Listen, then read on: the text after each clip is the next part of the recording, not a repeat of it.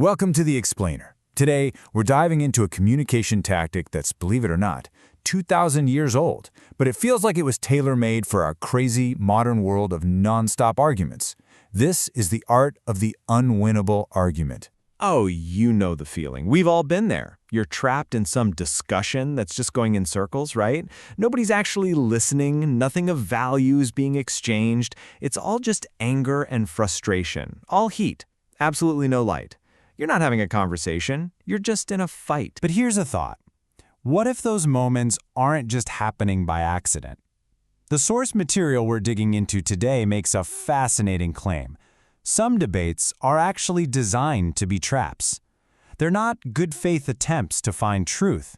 No, they're provocations, engineered to bait you, to pull you into an emotional fight that, by its very design, you cannot win. So to really get this strategy, here's our game plan. First, we're going to decode an ancient command. Then, we'll unpack the strategy of silence hiding behind it. We'll even look at a masterclass in how to stay cool from some historical figures. After that, we'll build a modern field manual for the arguments you're going to face today, and finally, really get a grip on the hidden power of just walking away. Okay, so our investigation kicks off with this one, single, really specific instruction from the Christian scriptures. It's from a letter the Apostle Paul wrote to his right-hand man, Timothy. Now you might read that and think, yeah, okay, solid advice, don't argue with idiots, got it. But hold on. The source material says the real genius here, the real strategy, is buried in the original Greek words. So let's pull out our linguistic magnifying glass and take a closer look. Okay, ingredient number one for an unwinnable argument is mōros. And yes, that's exactly where we get our English word moron. So right off the bat, this tells you we're not just talking about a simple disagreement. We're talking about an argument that is fundamentally illogical. It's a conversation that has no rational ground to stand on from the very beginning. So, you've got your irrational argument. Now let's add ingredient number 2, apaideutos. This word describes the person who's making the argument. And it's not just that they're uninformed, it's that they have absolutely zero desire to become informed.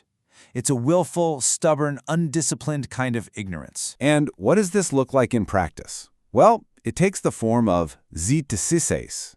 Now, this isn't the word for a sincere question from someone who's genuinely curious. No. This word means a contentious dispute, a controversy. It's the difference between asking a question to understand something and asking a question to start a fire.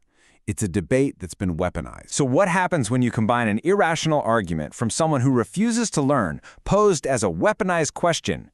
You get matchas, battles, pride-driven verbal warfare. You see, this verse isn't just simple advice, it's a diagnosis. It's like a chemical formula, warning you that this specific combination doesn't create understanding, it is engineered to produce war. All right, so why the specific command to reject or refuse to get into these fights? The texts we're looking at suggest this isn't about being a doormat.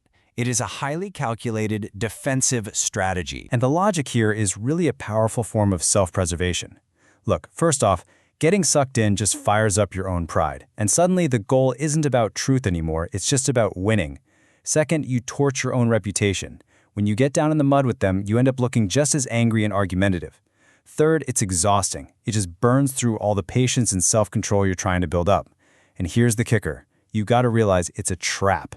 The whole point is to make you look like the angry, irrational one, to pull you off your game. Now, this idea isn't just a theory. The sources point us to some heavy hitters from history who basically give a masterclass on how to use this strategy when the pressure is on. Let's take King David. He is literally running for his life, and this guy named Shimei just starts relentlessly cursing him out. David's general, Abishai, has the totally predictable emotional reaction, "Just let me go take his head off." It's that knee-jerk impulse. But David's response? It's pure strategy. He refuses to take the bait. He sees a much bigger picture, understanding that his restraint in that moment is a far more powerful move than getting a quick, violent bit of satisfaction. And what about the guy who wrote our key verse, the Apostle Paul? He was an absolute master of this. In Athens, the second the discussion turned into mockery, he was out. He just disengaged. When he was on trial before a hostile court, he sidestepped their united front by brilliantly turning his accusers against each other. And when he faced a full-blown riot in Ephesus, He didn't run in there trying to reason with an angry mob. He knew it was pointless. This isn't a pattern of running away. It's a pattern of brilliant tactical discernment. But maybe the best example, the ultimate shutdown, comes from Governor Nehemiah. He's in the middle of this massive project, rebuilding the walls of Jerusalem, and his enemies keep trying to bait him into a meeting, a diversionary tactic. His reply is one of the most powerful dismissals you'll ever read.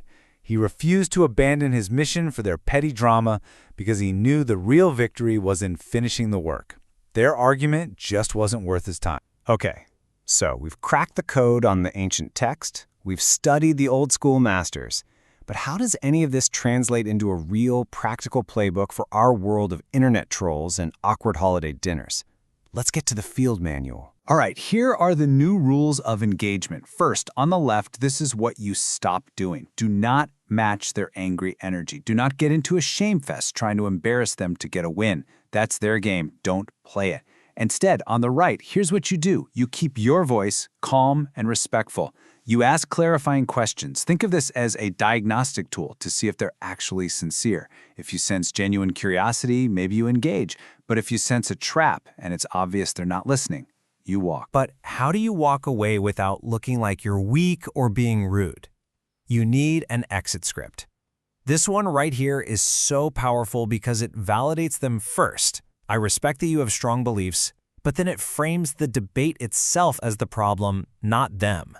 It's calm, it's confident, and it's a firm way out. Or you could try this even more direct approach. This script politely points out their closed-mindedness. I can see you've already made up your mind, and then you graciously end the interaction by saying, I'll let you go.